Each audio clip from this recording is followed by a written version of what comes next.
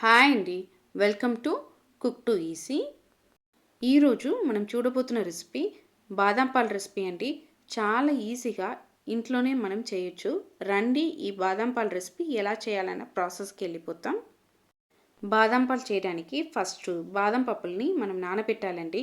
నేనైతే ఇక్కడ ఒక 15 బాదం పప్పుని తీసుకున్నా. రాత్రియే నేను నానబెట్టుకున్నానండి.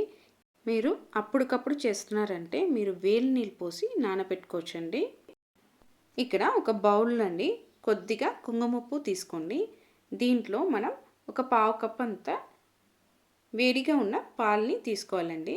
ఇప్పుడు ఈ పాలు అనేది ఒక 10 మినిట్స్ వదిలేయండి. మనకు కుంకుమపువ్వు బాగా నాని కలర్ కూడా మంచిగా వస్తుందండి. బాదం పాల్లో మనం కుంకుమపువ్వు వాడుతున్నాం కాబట్టి మనకు కలర్ టేస్ట్ అన్నది బాదం పాల్లో సూపర్గా మనకు దొరుకుతుందండి. ఇప్పుడు మనం బాదం పాలు చేసుకోవడానికి కోసం ఇక్కడ సామాన్లన్నీ తీసి పెట్టుకున్నామండి. ఫస్ట్ మనం ఇక్కడ 2 టేబుల్ స్పూన్ అంతా చక్కెరని ఒక మిక్సర్ జార్కి వేస్తున్నామండి.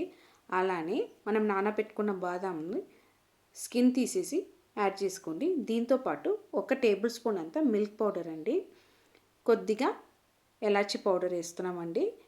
దీంతోపాటు మనం కుంకుమపువ్వుని నానబెట్టుకున్న పాలని కూడా వేసేసి మిక్సీని ఫస్ట్ ఒకసారి మంచిగా గ్రైండ్ చేసి తీసుకోవాలండి. ఇలా తీసుకున్నామంటే మనం వేసిన బాదం పప్పు ఇవి అన్నీ మిక్స్ అయి వస్తుంది. చూడండి, మనం ఏ కలర్ వాడలేదు కానీ కుంకుమ పువ్వు వల్ల మనకు సూపర్గా కలర్ వచ్చింది. ఇప్పుడు దీంట్లో 1 కప్పు చిల్డ్ మిల్క్ వేస్తున్నానండి. ఇలా పాలు వేసిన తర్వాత మళ్ళీ మిక్సీకి పెట్టి తీసుకోవాలండి. చూడండి, సూపర్గా మనకు బాదం పాలు అనేది రెడీ అయిపోయింది. ఇప్పుడు ఇలా రెడీ చేసుకున్న ఈ బాదం పాలని సర్వింగ్ గ్లాస్కి మార్చేయండి.